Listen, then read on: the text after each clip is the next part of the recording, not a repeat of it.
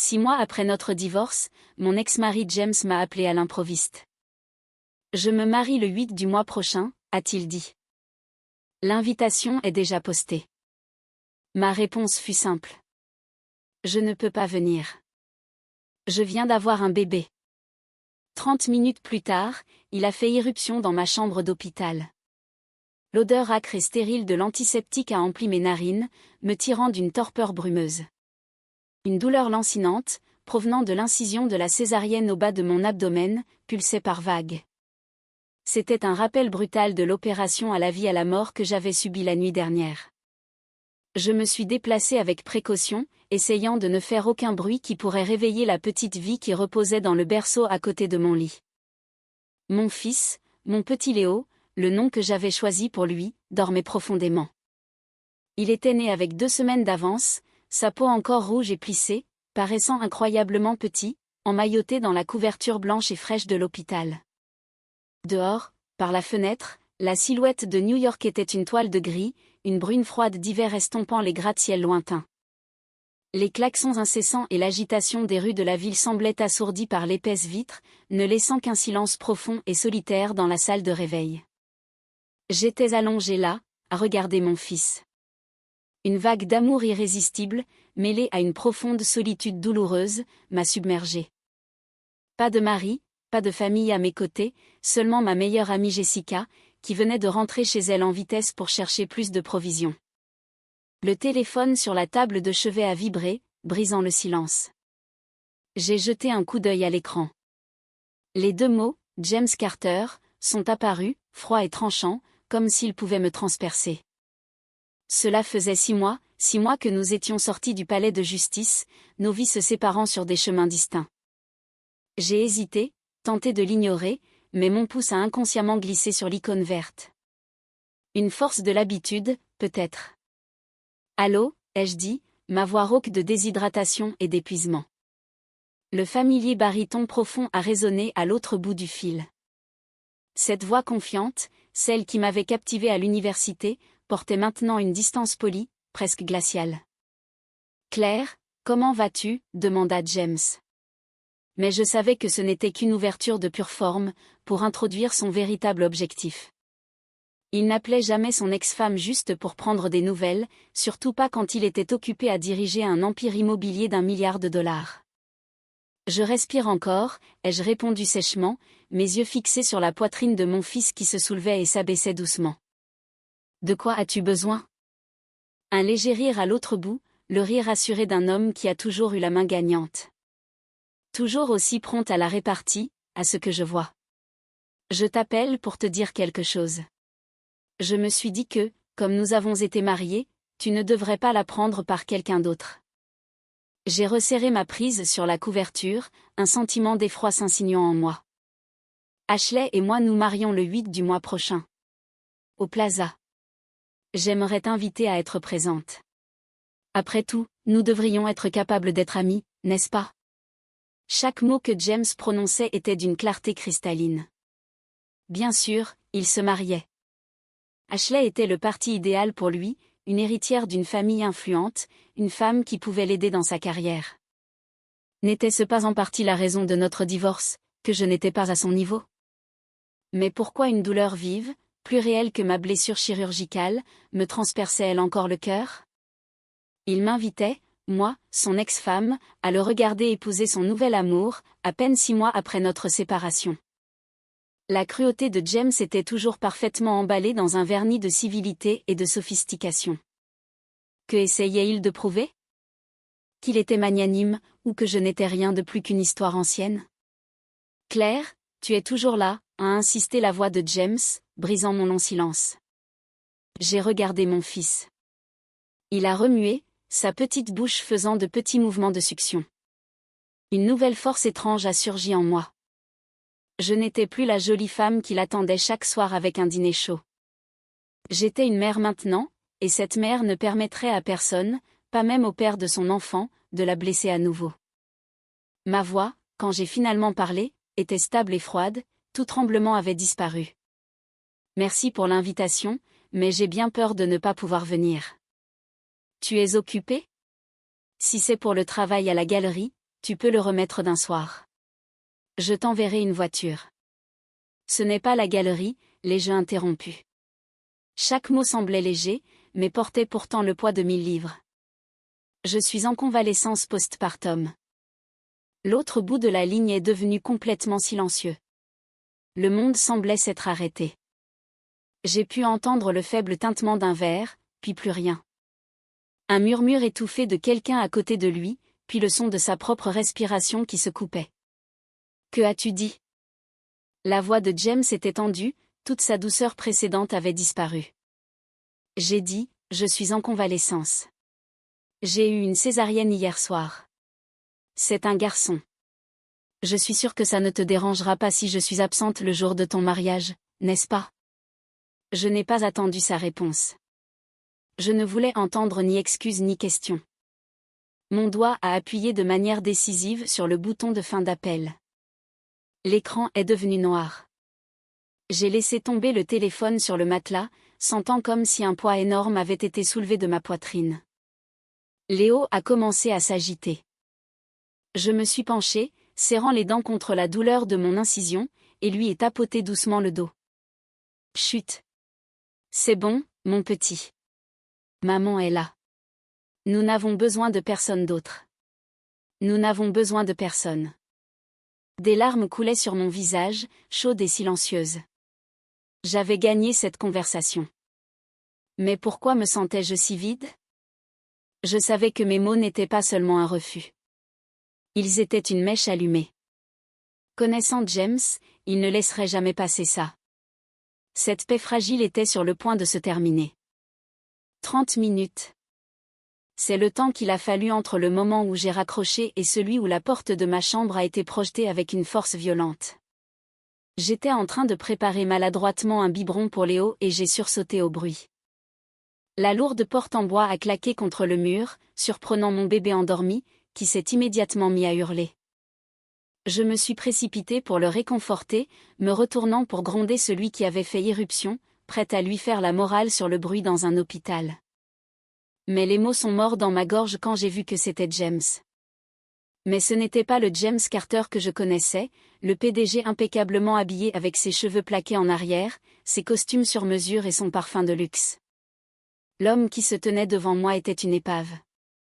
Il portait un smoking de couleur ivoire, probablement d'un essayage pour le mariage.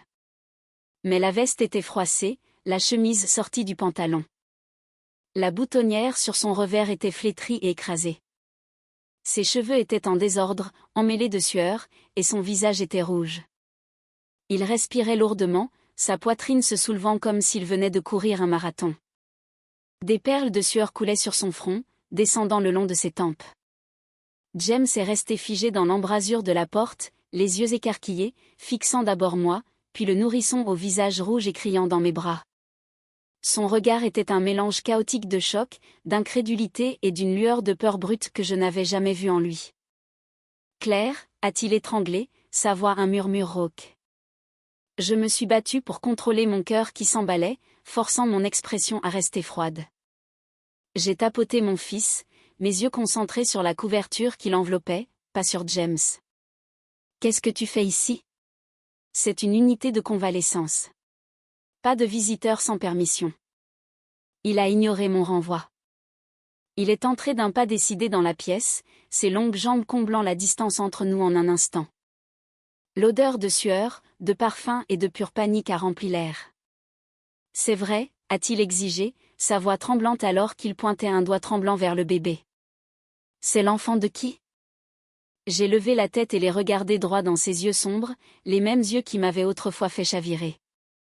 Maintenant, il reflétait une femme pâle et lasse dans une blouse d'hôpital trop grande. « C'est mon fils » ai-je déclaré clairement. « Qui est le père » a rugi James, le son réprimé dans sa gorge, mais toujours assez puissant pour briser mon sang-froid. Il s'est approché, ses grandes mains agrippant la barrière du lit si fort que ses articulations sont devenues blanches. Un sourire amer et tordu s'est formé sur mes lèvres. « C'est une drôle de question, James. Nous sommes divorcés depuis 6 mois. J'ai ma propre vie. Tu as la tienne. Qu'est-ce que ça peut te faire de savoir qui est le père de mon enfant ? Ne joue pas avec moi. Il a perdu le contrôle, se penchant jusqu'à ce que son visage soit à quelques centimètres du mien. 6 mois. Tu as accouché 6 mois après le divorce. Soustrait 9 mois de grossesse. Tu étais enceinte avant même que nous allions au tribunal, n'est-ce pas? L'esprit vif d'un homme d'affaires avait fait le calcul en quelques secondes. Je savais que je ne pouvais plus le cacher. Je ne le voulais plus. Oui, ai-je admis, mon regard défiant. Et alors? Pourquoi, a-t-il sifflé, ses yeux injectés de veines rouges? Pourquoi ne me l'as-tu pas dit? Comment as-tu pu me cacher une chose pareille? Te le dire pourquoi, ai-je répliqué, ma voix empreinte d'amertume. Pour que tu me prennes en pitié? Ou pour que tu m'accordes un reste de sens des responsabilités pendant que tu étais occupé à préparer ton mariage avec ton héritière? Repense à ce jour, James. Le jour où nous avons signé les papiers. Que as-tu dit? Tu as dit que tu avais besoin d'une femme qui puisse faire avancer ta carrière, pas d'une artiste rêveuse qui ne fait que peindre toute la journée. Tu avais besoin de liberté. Tu avais besoin de gravir les échelons. Je t'ai donné ta liberté. Que pourrais-tu vouloir de plus? James s'est figé, réduit au silence. Les anciens mots, les couteaux qu'il avait autrefois plantés dans mon cœur, je les lui retournais maintenant. Un par un. Il a lâché la barrière du lit et a reculé d'un pas, comme s'il avait été giflé. Dans mes bras, Léo continuait de pleurer, ses vagissements de nourrisson transperçant la tension suffocante. James a semblé revenir à la réalité. Il a fixé le bébé, son expression s'adoucissant. « Laisse-moi le voir », a-t-il murmuré, sa voix soudainement faible. Non. J'ai serré mon fils plus fort, mon instinct maternel s'enflammant. Rentre chez toi. Ta fiancée t'attend. Laisse-moi voir mon fils, a soudainement crié James, se jetant en avant comme pour l'attraper. Ne le touche pas, ai-je hurlé, enroulant mon corps autour du bébé pour le protéger. Juste à ce moment, la porte s'est de nouveau ouverte. Une infirmière au visage sévère est entrée. S'il vous plaît, baissez la voix. C'est un hôpital, pas un marché. Monsieur, qui êtes-vous? Les heures de visite n'ont pas commencé. Je vais devoir vous demander de partir.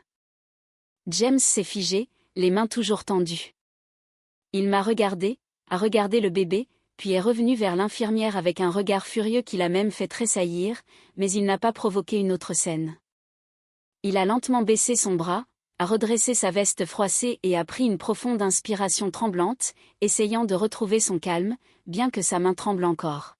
« Je suis son père », a-t-il dit à l'infirmière, sa voix froide mais ferme.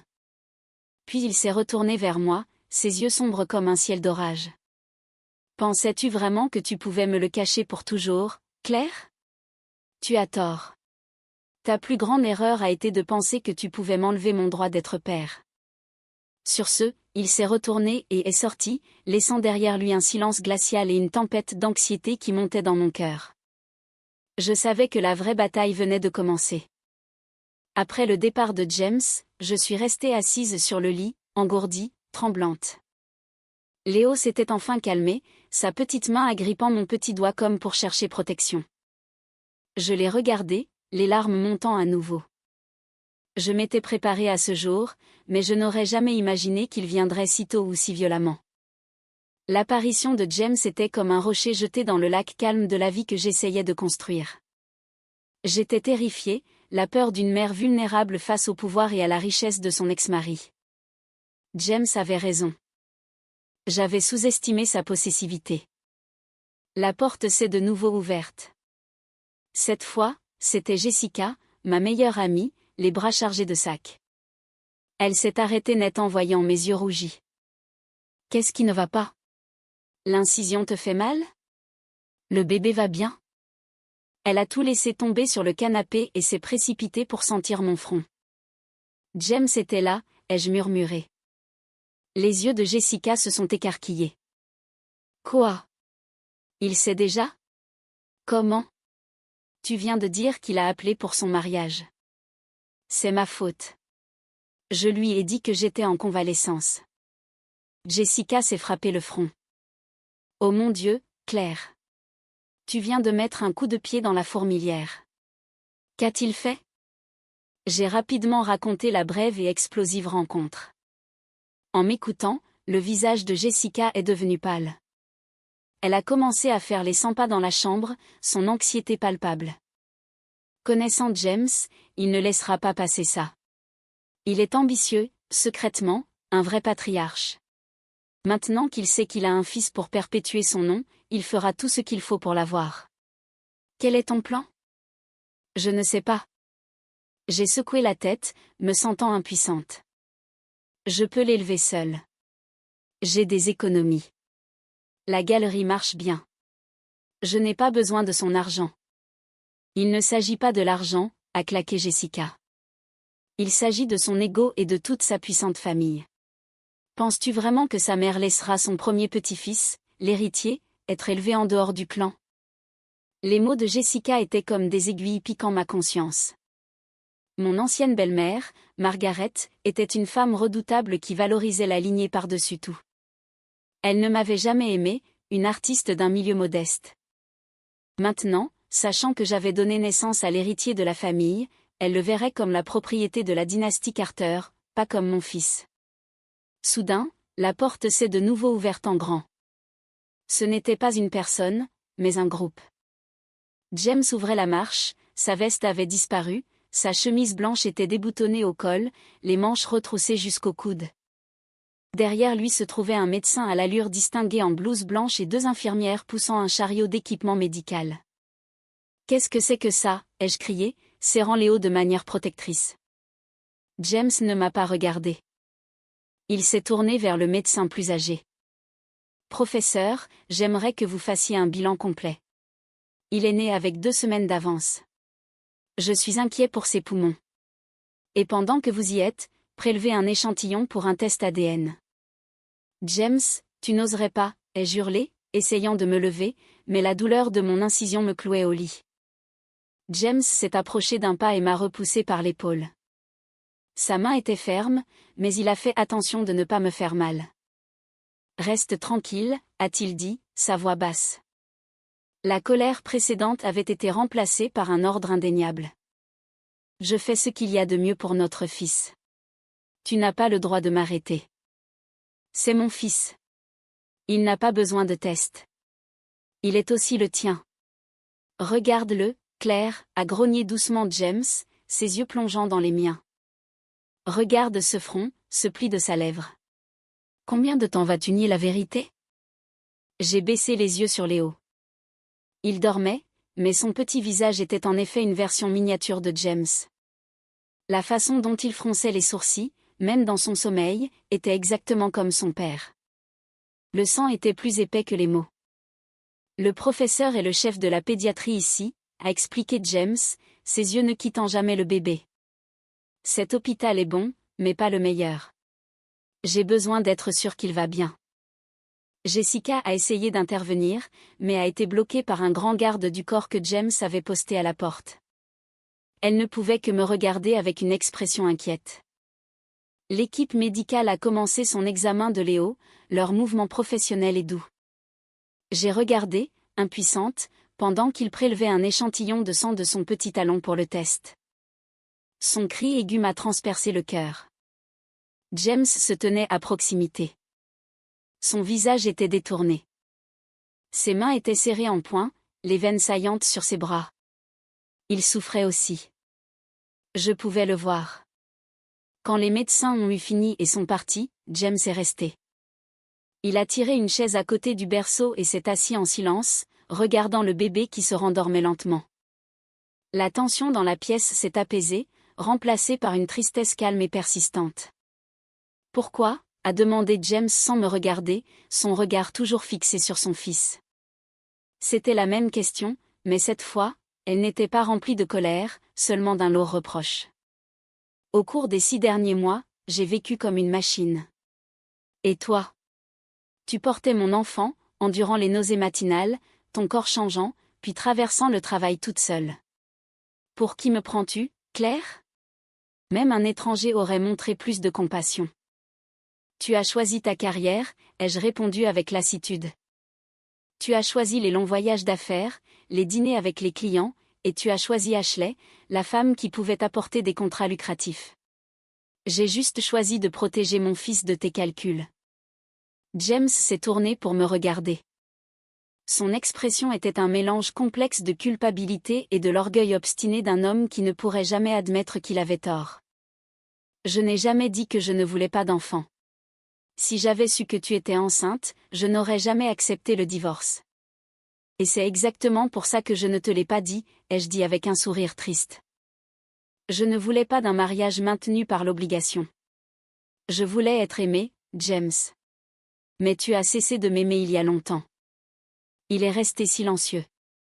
Il n'a pas nié. Peut-être a-t-il enfin reconnu la dure vérité.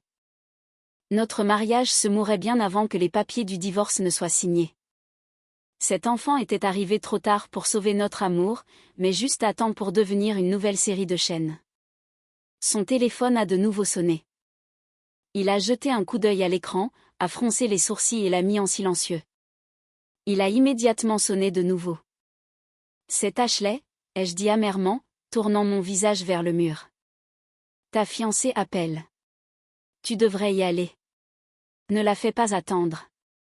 James a regardé le téléphone, puis moi et notre fils. Il s'est levé mais n'a pas répondu. Il a complètement éteint le téléphone et l'a jeté sur le canapé. Le mariage est annulé, a-t-il déclaré catégoriquement. J'ai vivement tourné la tête. Que as-tu dit? J'ai dit, le mariage avec Ashley est annulé. Au moment où j'ai quitté l'hôtel pour venir ici, j'ai dit à mon assistant de tout annuler. Je l'ai regardé fixement, incapable d'y croire. Il annulait son mariage avec la fille d'un partenaire commercial majeur, tout ça à cause d'un nouveau-né. Tu es fou, ai-je soufflé. Peut-être, a-t-il souri, un sourire triste et sans humour. Il a tendu la main avec hésitation et a doucement touché les petits doigts de Léo qui sortaient de la couverture. Mais je ne peux pas épouser quelqu'un d'autre alors que mon fils est ici. Ce contact maladroit et tremblant de l'un des hommes les plus puissants de l'immobilier new-yorkais a fait battre mon cœur pendant une seconde, mais mon esprit rationnel l'a immédiatement repoussé. Ne tombe pas dans le panneau. Ce n'est pas de l'amour, c'est de la possession. James n'est pas parti. Il a renvoyé ses gardes du corps et s'est installé sur le petit canapé inconfortable de ma chambre.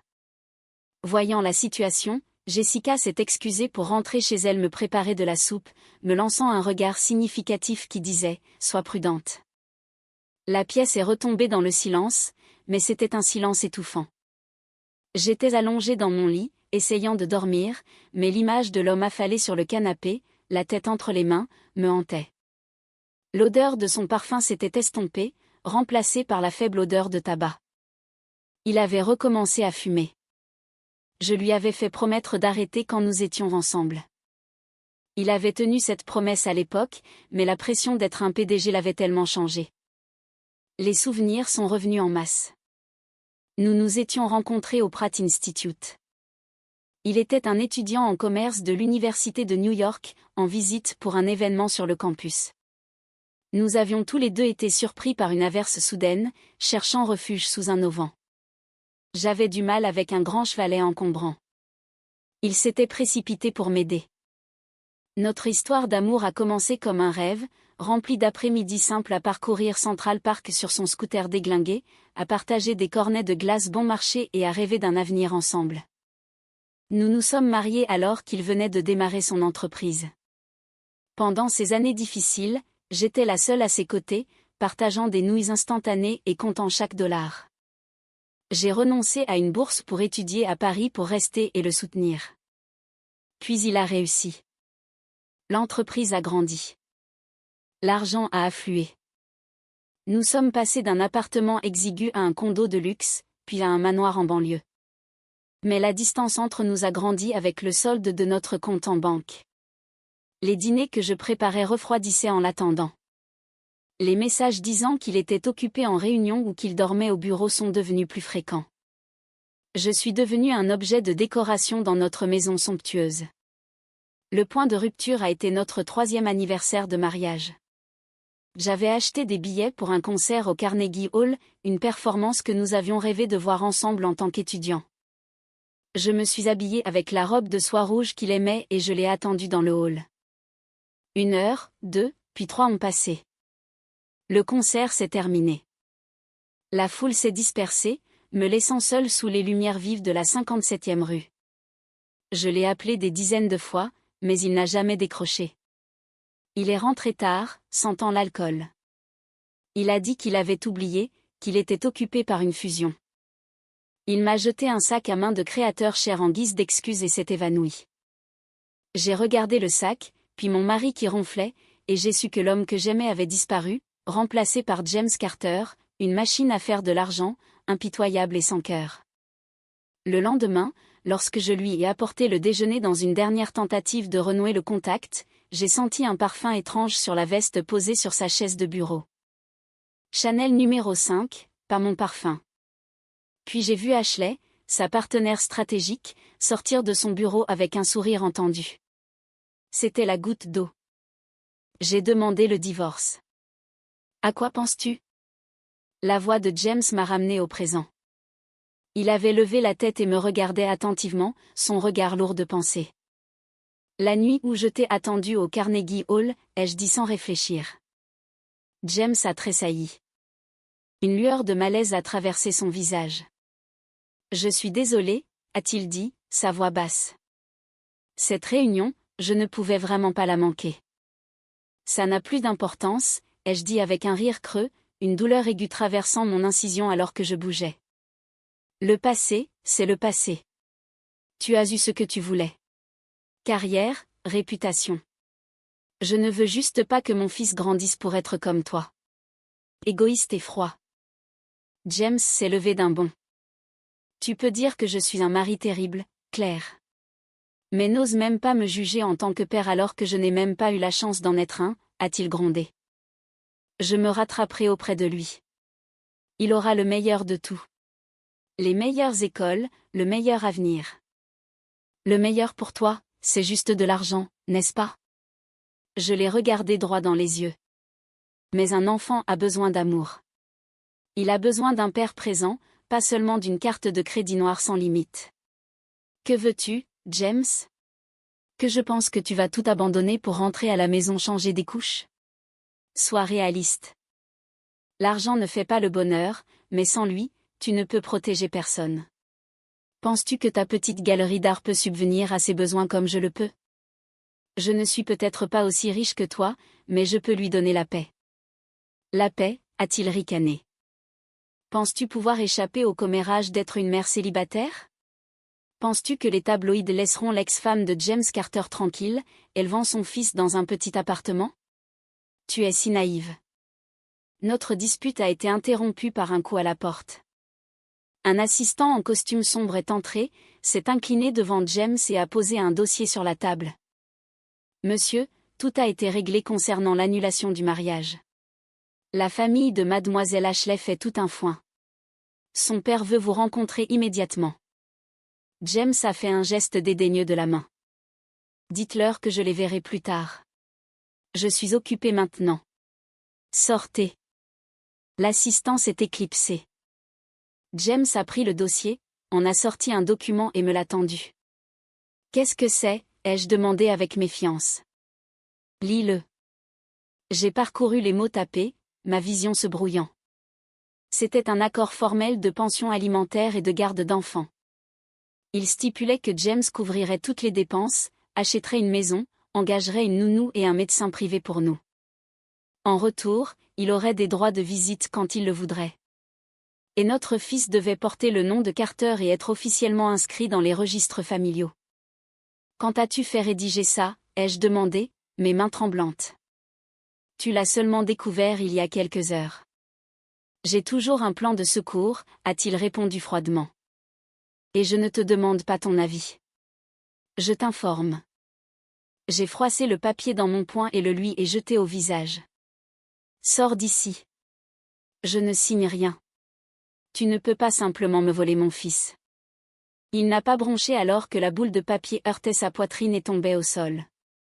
Il s'est calmement penché, l'a ramassée, l'a lissée et l'a posée sur la table de chevet. Réfléchis-y. Tu es encore faible. Ne t'énerve pas. Nous en reparlerons demain. Je laisse un garde dehors. Ne pense même pas à t'enfuir avec lui. Il s'est retourné et est parti, me laissant avec un sentiment de panique croissant et la terrifiante prise de conscience que les barreaux d'une cage dorée se refermaient autour de moi. Je suis restée figée dans mon lit, le clic froid de la porte qui se fermait résonnant dans mon esprit. La grande pièce m'a soudain semblé claustrophobe.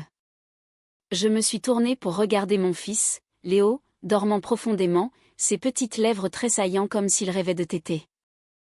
Une détermination féroce et protectrice a déferlé en moi. Je ne laisserai pas James contrôler nos vies. Tard cette nuit-là, James est revenu. Il s'était changé pour une chemise bleu foncé impeccable qui amplifiait son aura habituelle de pouvoir. Mais les cernes sous ses yeux trahissaient un épuisement qu'il ne pouvait cacher. Il n'a pas parlé, a simplement tiré tranquillement une chaise dans le coin, a ouvert son ordinateur portable et a commencé à travailler. La lumière bleue de l'écran illuminait ses traits acérés, créant un jeu d'ombre envoûtant. Le lendemain matin, alors que les premiers faibles rayons du soleil d'hiver filtraient à travers les stores, James a fermé son ordinateur portable. Il s'est approché de moi, tenant une carte de crédit métallique noire, du genre que la rumeur dit sans limite. « Prends-la » a-t-il dit, son ton aussi désinvolte que s'il me tendait un morceau de papier. « La limite est inexistante. Achète tout ce dont toi ou le bébé avait besoin. Le code PIN est ta date de naissance. » J'ai regardé de la carte élégante à ses yeux. La confiance suprême qui s'y lisait m'a semblé être une profonde insulte. Il croyait toujours que chaque problème pouvait être résolu avec de l'argent. « Je n'en ai pas besoin, » ai-je dit, repoussant sa main. « J'ai assez pour élever mon fils. » Le front de James s'est plissé d'agacement. « Ne sois pas têtue, Claire. Penses-tu vraiment que les quelques sous que tu gagnes en vendant des peintures suffisent à lui offrir la meilleure vie? Les maternisés importés, couches biologiques, médecins privés, et plus tard les meilleures écoles privées. Comment paieras-tu pour ça? J'élèverai mon fils à ma façon, ai-je rétorqué, essayant d'empêcher ma voix de trembler. Les choses les plus chères ne sont pas toujours les meilleures. Des millions d'enfants grandissent en parfaite santé sans ta carte noire. Il a laissé échapper un rire dédaigneux. Tu veux que le fils de James Carter vive une vie commune et privée de tout? Je ne le permettrai pas. Mon fils aura le meilleur, absolument. De quel droit, ai-je lancé, la colère finissant par déborder, me faisant oublier la douleur dans mon abdomen. De quel droit as-tu de décider de sa vie? Tu dis que tu es son père, mais où étais-tu pendant les 6 derniers mois? Quand je souffrais de nausées matinales si graves que je pouvais à peine tenir debout? Où étais-tu quand j'ai dû prendre un taxi pour mes rendez-vous, seul sous une pluie battante? Où étais-tu quand j'ai dû signer les formulaires de consentement chirurgical moi-même, terrifié et dans une douleur atroce? Où étais-tu, James? Je cherchais mon souffle, les larmes coulant de manière incontrôlable. Le ressentiment accumulé pendant des mois s'est déversé. Ne me parle pas de droit. Tu as renoncé à ce droit au moment où tu as choisi tes réunions, tes voyages d'affaires et ta maîtresse plutôt que ta famille. James est resté immobile, là maintenant la carte pendait mollement à son côté. Mes accusations étaient comme des poignards, et il ne pouvait pas les dévier car elles étaient toutes vraies. Il m'a regardé, son regard vacillant de douleur, de regret et d'impuissance. Pour la première fois, j'ai vu cet homme fier baisser la tête.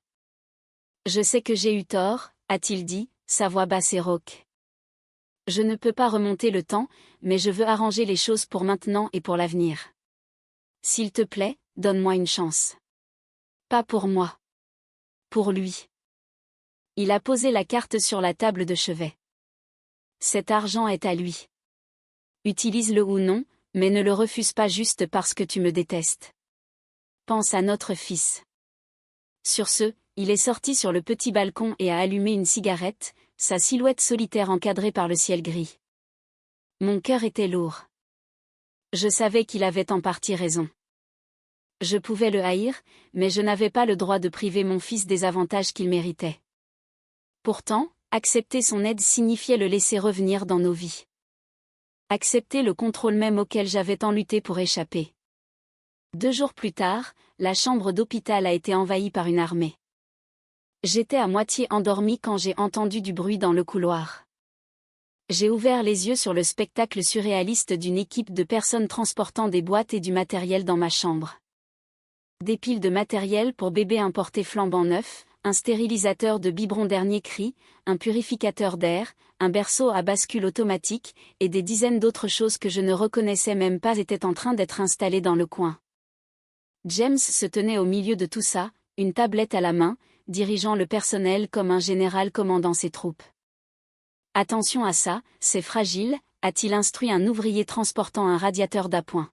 « Es-tu en train de transformer ma chambre d'hôpital en entrepôt ?» ai-je demandé, agacé. Il s'est tourné vers moi, un air de satisfaction sur le visage. « Juste l'essentiel. Les installations ici sont inadéquates. » Je n'étais pas à l'aise. « Inadéquate ?» ai-je ricané.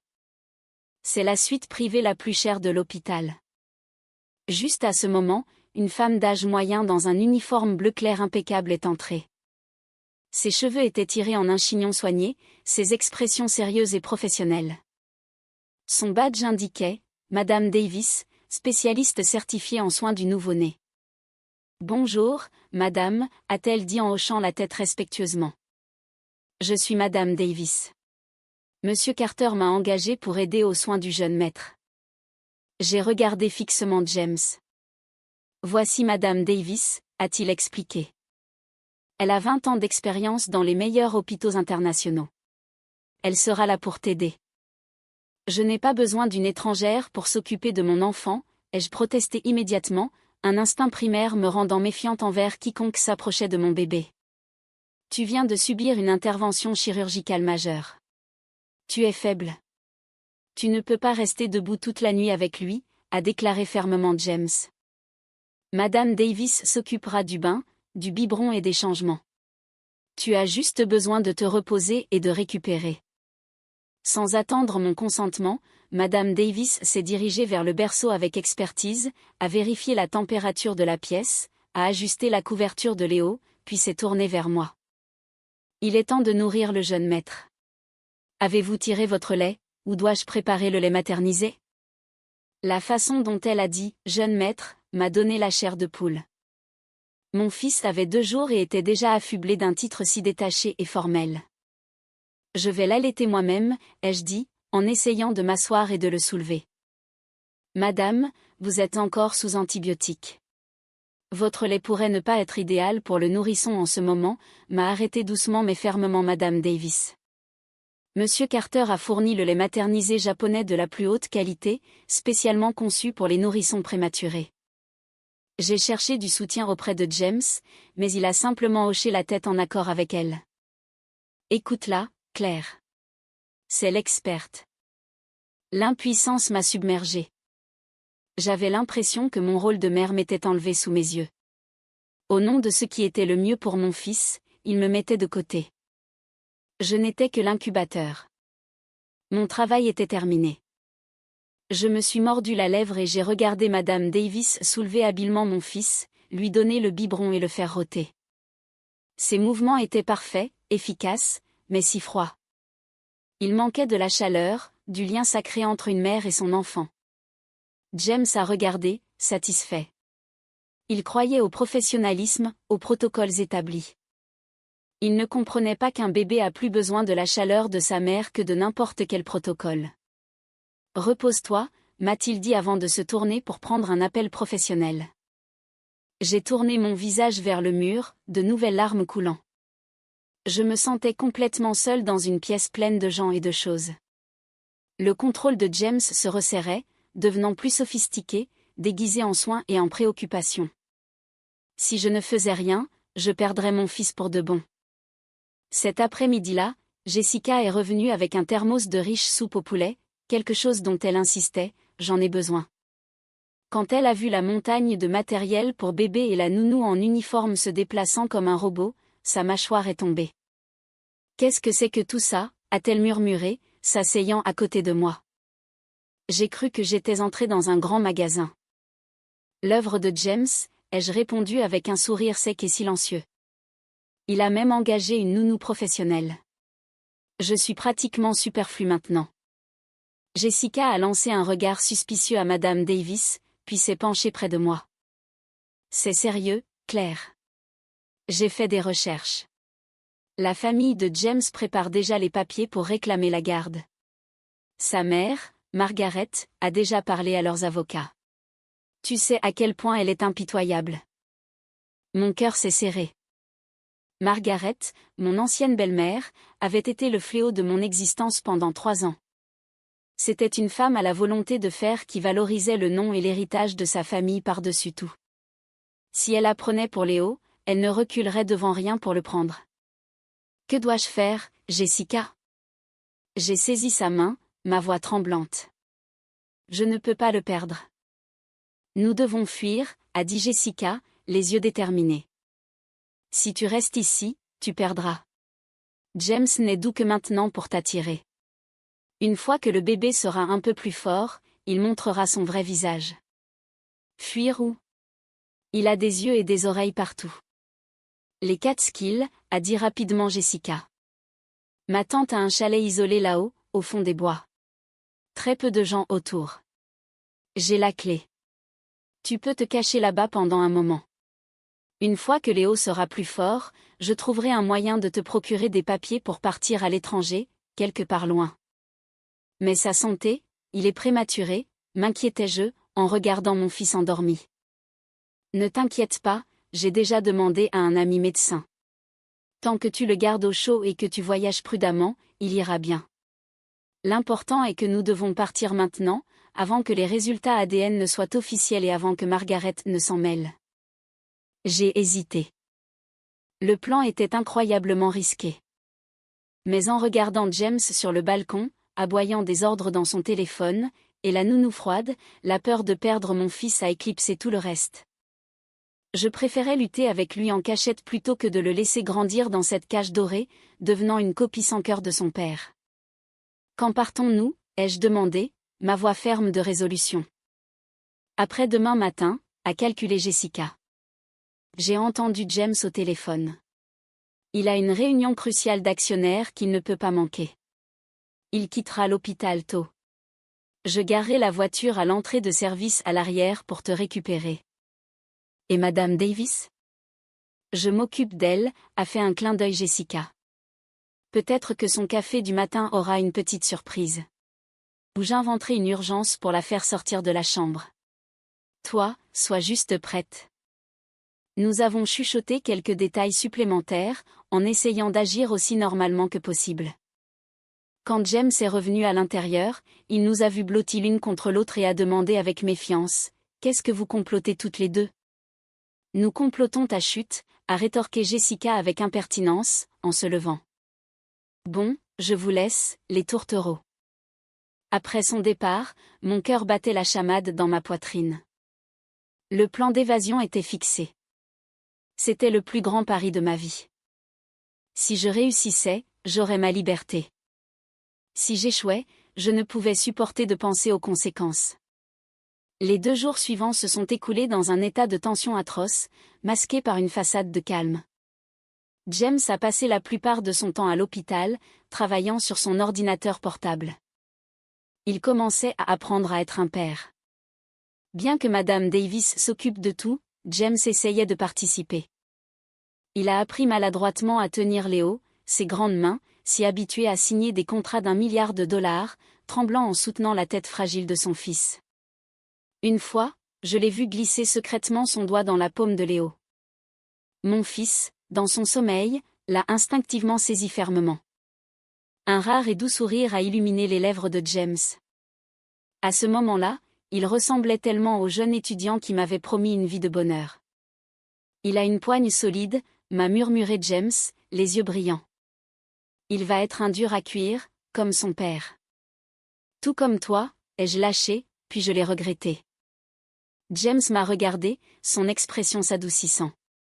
Claire, je sais que tu es toujours en colère, mais je veux vraiment que nous essayions, pour le bien de Léo.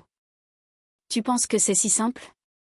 Je me suis détournée, évitant son regard. J'attendrai, a-t-il dit avec conviction.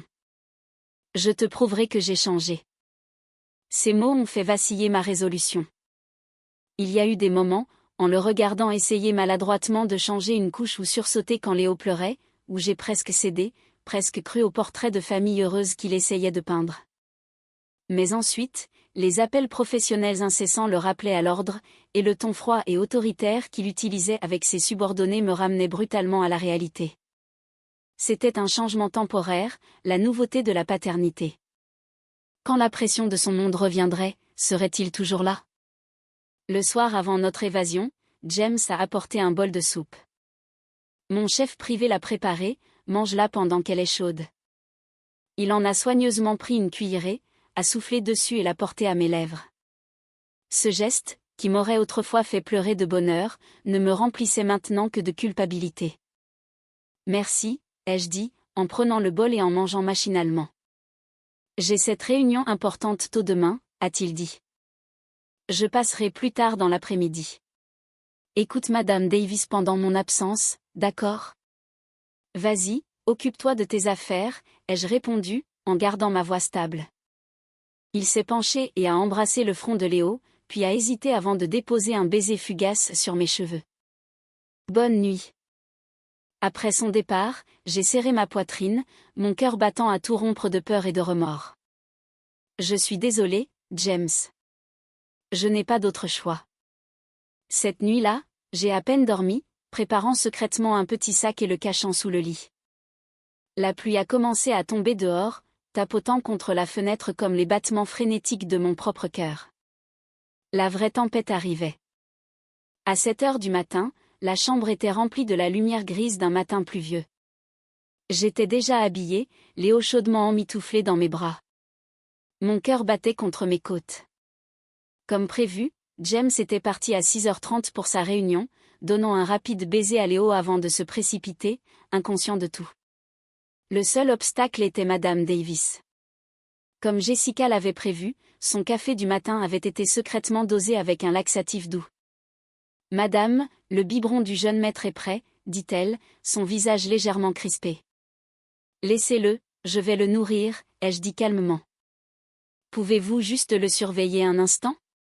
Je dois aller aux toilettes. » Elle a hoché la tête, mais s'est soudainement tenu le ventre, son visage se tordant de douleur. « Oh mon Dieu, mon estomac !» Elle a rapidement posé le biberon et s'est précipitée aux toilettes. Le verrou a cliqué. C'était ma chance. J'ai attrapé le sac, saisi Léo et j'ai couru hors de la chambre comme si ma vie en dépendait, n'osant pas regarder en arrière les gadgets coûteux que James avait achetés. Le couloir était désert. Je me suis dépêchée vers l'ascenseur de service au fond du couloir, celui dont Jessica disait qu'il n'avait pas de caméra. Mes incisions hurlaient à chaque pas, mais j'ai serré les dents. On y est presque, mon petit garçon. On est presque libre. La porte de l'ascenseur s'est ouverte. Je suis entrée et j'ai appuyé sur le bouton du sous-sol. 5, 4, 3, 2, 1. Les portes se sont ouvertes sur une rafale d'air froid et humide. J'ai balayé la zone du regard et je l'ai vue. La voiture compacte rouge familière de Jessica, garée discrètement derrière une grande benne à ordures. Les phares ont clignoté 2 fois. « Monte vite », a pressé Jessica alors que je me glissais sur la banquette arrière. Elle a appuyé sur l'accélérateur et la voiture a démarré en trombe, laissant l'hôpital monolithique derrière nous. « On l'a fait », a crié Jessica, frappant sa main sur le volant en signe de triomphe. J'ai laissé échapper un souffle que je n'avais pas réalisé retenir. Mon soulagement était immense, mais toujours teinté de peur. Ne célébrons pas encore. Pas avant d'être sortis de la ville. Nous nous sommes faufilés dans le trafic matinal, en direction de l'autoroute. La pluie tombait plus fort. La silhouette de la ville reculait dans le rétroviseur. On va prendre le pont et monter vers le nord de l'État, a dit Jessica. On devrait y être dans quelques heures. Essaie de te reposer. Je ne pouvais pas dormir. Il était 8h15 du matin. À présent, Madame Davis aurait découvert que nous étions partis. Elle appellerait James. Que ferait-il? Il retournerait la ville pour me trouver. Jessica, tu penses qu'il peut nous retrouver? Aucune chance, a-t-elle ricané. Cette voiture est immatriculée au nom de mon cousin. Et je t'ai dit d'éteindre ton téléphone et de jeter la carte SIM, n'est-ce pas? J'ai touché la poche où se trouvait le nouveau téléphone que James m'avait donné. Éteint, comme ordonné. Mais un terrible pressentiment me disait que ce ne serait pas si facile. James était un prédateur, et ses calculs allaient toujours plus loin que quiconque ne l'imaginait. Environ 30 minutes plus tard, alors que nous traversions le pont George Washington, un téléphone a sonné. Il venait de ma veste. Le téléphone que James m'avait donné. « Claire, je t'avais dit de t'en débarrasser », a crié Jessica, paniquée. Je l'ai fait. Je l'ai éteint. Comment peut-il sonner? J'ai cherché l'appareil à tâtons. L'écran était allumé avec un numéro inconnu, mais je savais qui c'était. Qu'est-ce que je fais? Ne réponds pas. Jette-le par la fenêtre, maintenant. J'ai commencé à baisser la vitre, mais ma main s'est figée. Si je ne répondais pas, il ne deviendrait que plus implacable. J'ai pris une profonde inspiration et j'ai glissé pour répondre. Silence. Puis sa voix, calme et terrifiante. Tu profites de ta petite balade? Comment as-tu su? Ai-je balbutié. Un petit rire. Pensais-tu que ce téléphone n'était que pour passer des appels, Claire? Il a une puce GPS indépendante. Elle s'est activée automatiquement à la seconde où tu as quitté la zone de sécurité de l'hôpital. Je sais où tu es depuis que tu as franchi la porte. J'étais paralysée. Tout n'était qu'un jeu pour lui. Que veux-tu? Ai-je murmuré, ma voix tremblant de désespoir. Je veux que tu fasses demi-tour, maintenant. Jamais, ai-je crié. Je ne retournerai jamais dans ta prison. Regarde par la fenêtre, à ta droite, a-t-il dit, son ton toujours égal. J'ai tourné la tête. Un grand SUV noir roulait parallèlement à nous. La vitre s'est baissée et un homme avec des lunettes de soleil noires a fait un signe de la main, puis a pointé du doigt de manière menaçante notre petite voiture. Ce sont mes hommes, a dit James. Ils te suivent depuis que tu es sur le pont. Maintenant, écoute-moi bien, Claire. Tu as 30 minutes pour faire demi-tour. Si tu ne le fais pas, je ne me contenterai pas de te ramener. Je ferai regretter à ta meilleure amie le jour de sa naissance. Qu'est-ce que tu vas faire à Jessica? Ai-je pleuré. Sa petite entreprise de design d'intérieur. Elle s'occupe du projet du nouveau Blue Moon Resort pour ma société, n'est-ce pas? Le plus gros contrat qu'elle ait jamais décroché. Il suffit d'un coup de fil de ma part et ce contrat est résilié. Son entreprise sera mise sur liste noire par toute l'association immobilière. Elle sera en faillite. C'est ce que tu veux? Sa menace était un coup de foudre. Je savais qu'il le ferait. Ne fais pas ça, James. S'il te plaît. C'est entre nous. Le choix t'appartient. Reviens, ou regarde ton ami tout perdre. 30 minutes, à partir de maintenant. La ligne s'est coupée. Le monde s'est écroulé autour de moi. Jessica avait tout entendu en haut-parleur. Ses mains agrippaient le volant si fort que ses articulations étaient blanches. Ne l'écoute pas, a-t-elle fulminé. Il bluffe. Je me fiche de ce stupide contrat. J'ai regardé mon amie, prête à tout sacrifier pour moi. Je ne pouvais pas la laisser faire. Non, Jessica, ai-je dit, les larmes coulant sur mon visage. Je ne peux pas te faire ça. Fais demi-tour, s'il te plaît. Jessica a frappé le volant, un cri de pure frustration s'échappant de ses lèvres. Ce salaud. Elle s'est rangée sur le côté, ses épaules secouées par les sanglots. Merci, Jessica, ai-je murmuré en touchant son épaule. C'est mon combat. Elle a essuyé ses larmes et a fait un demi-tour. Notre petite voiture rouge a repris la direction de la ville, de retour vers la cage. De retour à l'entrée de service de l'hôpital, la Maybach noire de James attendait. Il se tenait dehors, fumant. Son visage était un masque froid et sans émotion. Tu es juste à temps, dit-il en regardant sa montre. Jessica s'est jetée sur lui, mais ses gardes du corps l'ont retenu. Espèce de monstre. Tu te dis un homme? James l'a ignoré, tirant une dernière bouffée de sa cigarette.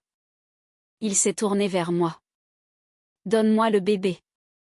J'ai reculé. Non. Il fait froid et il pleut, Claire. Veux-tu qu'il tombe malade?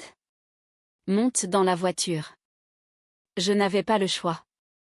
Je lui ai tendu mon fils. Il l'a pris avec précaution, le protégeant de la pluie. Monte, a-t-il commandé, me poussant doucement sur la banquette arrière et claquant la porte. À travers la vitre, j'ai vu Jessica pleurer sous la pluie. Une image déchirante gravée dans ma mémoire. La voiture était une prison silencieuse et luxueuse. Nous avons roulé jusqu'à un appartement en attique surplombant Central Park, un espace stupéfiant et stérile de verre et de marbre gris. Voici notre nouvelle maison, a annoncé James. Tu veux dire ma nouvelle prison, ai-je dit avec lassitude. Appelle ça comme tu veux. Toi et Léo resterez ici sous ma surveillance jusqu'à ce que je sois sûr que tu n'essaieras plus de t'enfuir. Et ce sera quand? Dans une vie? Il n'a pas répondu. Il est allé au bar et s'est versé un verre. Tu auras tout ce que tu veux ici, Claire. Des domestiques, des médecins, des cartes de crédit, tout, sauf la liberté de franchir cette porte sans ma permission. Donc, je ne suis qu'une poupée dans ta collection. Tu es la mère de mon fils, a-t-il corrigé. Et je veux que mon fils ait une famille. Ce n'est pas une famille. Il n'y a pas d'amour ici, seulement du contrôle. L'amour, il s'est retourné, ses yeux sombres. Nous avons eu de l'amour une fois, Claire. C'est toi qui l'as jeté quand tu as demandé le divorce. Quel amour exiges-tu maintenant? Je n'avais pas de réponse. Il avait raison. C'était moi qui étais partie. Je me suis retirée dans ma chambre. Elle était opulente mais froide. Je suis allée dans la salle de bain pour m'asperger le visage d'eau. Quand j'ai levé les yeux, mon souffle s'est coupé. Accrochée au mur, professionnellement encadrée derrière une vitre, se trouvait une petite peinture à l'huile d'un champ de tournesol, leur visage tourné vers un soleil brillant. C'était ma première peinture de l'époque du Prat. Une œuvre amateur maladroite que j'avais voulu jeter, mais James avait insisté pour la garder. Je l'aime bien, avait-il dit à l'époque, son sourire si doux. C'est comme toi, toujours à la recherche du soleil. Quoi qu'il arrive, promets-moi que tu seras toujours brillante et forte comme ça. Je pensais qu'il l'aurait jetée avec le reste de notre mariage brisé, mais il l'avait gardée. Il l'avait protégée comme un trésor. Ma main a tremblé en touchant le verre froid. Pourquoi? Pourquoi garder ce souvenir bon marché tout en détruisant tout le reste? Ce soir-là, James et moi avons dîné dans un silence suffocant. Il avait essayé d'être gentil, me servant une soupe qu'il avait lui-même réchauffée. Arrête de jouer la comédie, avais-je dit. Nous ne sommes pas des jeunes mariés. Son visage s'est décomposé. Je ne joue pas la comédie. C'est juste que j'ai eu si peur aujourd'hui, Claire. Quand j'ai vu la chambre vide, mon cœur s'est arrêté. Pour la première fois de ma vie, j'ai eu vraiment peur. Sa vulnérabilité m'a troublée, mais je ne pouvais pas y faire confiance. Le lendemain, par ennui, j'ai exploré son bureau. Derrière une bibliothèque, j'ai trouvé un coffre-fort caché. Sur une impulsion, j'ai tapé la date de notre première rencontre. Sous l'auvent, sous la pluie. 10-17. Clic. Il s'est ouvert. À l'intérieur, il n'y avait ni argent ni or, juste une petite boîte en velours et un dossier. J'ai ouvert la boîte. C'était le collier en argent bon marché en forme de croissant de lune qu'il m'avait offert à l'université. Celui que j'avais jeté dans le lac de Central Park le jour de notre divorce. Il l'avait retrouvé. Il avait engagé des plongeurs pour récupérer une babiole sans valeur que j'avais jetée. J'ai pris le dossier. Il contenait des documents pour un fonds en fiducie établi au nom de Léo Alexander Carter. Le montant était de 300 millions de dollars. Le fonds avait été créé la veille, et à l'intérieur se trouvait une note manuscrite. À mon fils, Léo, je suis désolé de ne pas avoir su que tu existais plus tôt. Je passerai le reste de ma vie à me racheter auprès de toi. Je t'aime, papa. Son amour pour notre fils était réel, mais son arrogance aussi. Il lui avait donné un nom, l'avait revendiqué sans une seule pensée pour mon opinion. Dans son monde, je n'étais que le vaisseau. Quand il est rentré ce soir-là, il était jubilant, agitant les résultats officiels de l'ADN. 99,99%. C'est mon fils, Claire, l'héritier Carter. Il a essayé de me serrer dans ses bras, mais je l'ai repoussé. Ce papier ne prouve que la biologie, James. Il ne fait pas de toi un père. La joie a disparu de son visage. Que veux-tu de plus de moi? J'ai annulé mon mariage. J'ai créé un fonds en fiducie. Je veux que tu comprennes qu'être père, ce n'est pas jeter de l'argent sur un enfant, ai-je finalement explosé. C'est être là. Ce sont les nuits blanches et les premiers pas. Mais tu seras toujours trop occupé, n'est-ce pas? Trop occupé pour nous. Je dois travailler pour offrir cette vie, a-t-il rugi en retour. Ne sois pas si ingrate. Alors garde ton argent, ai-je hurlé. Tu n'as pas annulé ton mariage pour moi ou pour lui. Tu l'as fait pour ta fierté, parce que tu ne pouvais pas supporter l'idée que ton héritier soit élevé sans ton nom. Tais-toi. Il a levé la main pour me frapper mais s'est arrêté, son bras tremblant en l'air. J'ai rencontré son regard furieux sans broncher. Vas-y, fais-le. Montre-moi qui tu es vraiment. Il a baissé son bras, se retournant pour frapper le mur à la place. Tu as raison, a-t-il fulminé. Je suis égoïste, mais j'aime mon fils, et je ne le laisserai jamais, jamais partir. Après la dispute, un silence écrasant est tombé. J'ai su alors que je ne pouvais pas gagner. Il avait tout le pouvoir, mais je devais trouver un moyen de protéger l'enfance de Léo. Je suis sortie dans le salon où il était assis dans le noir. Nous devons parler, ai-je dit, ma voix étrangement calme. J'ai une proposition, un accord. Il a levé les yeux, méfiant. Quel accord? Je sais que je ne peux pas te combattre et gagner, alors je vais abandonner. Je signerai pour renoncer à mes droits parentaux. Tu auras la garde exclusive. Il m'a regardé, stupéfait. Tu es sérieuse? À une condition, ai-je continué, mon cœur se brisant à chaque mot. Je resterai ici et serai sa principale gardienne jusqu'à ses 3 ans. Pendant ces 3 années, tu subviendras à nos besoins, mais tu n'interféreras pas avec la façon dont je l'élève. Tu pourras être son père, jouer avec lui, l'aimer, mais tu ne pourras pas le séparer de moi. Pourquoi 3 ans, a-t-il demandé, sa voix rauque. Parce que ce sont les années les plus critiques pour le développement émotionnel d'un enfant. Il a besoin de sa mère. Après son 3e anniversaire, je partirai. Je disparaîtrai de vos vies pour toujours.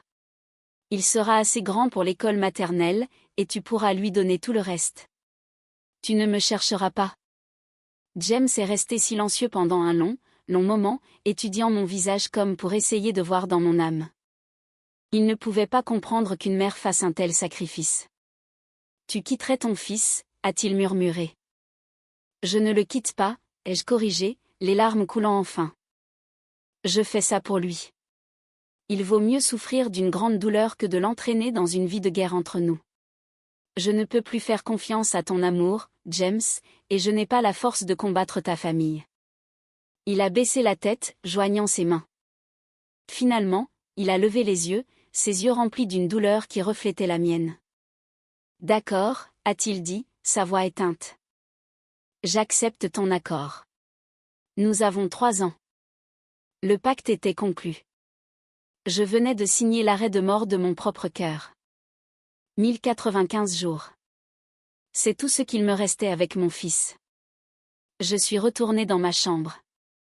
Chaque pas était un poids écrasant. Léo était réveillé dans son berceau. Il m'a vu et a éclaté d'un sourire doux et innocent.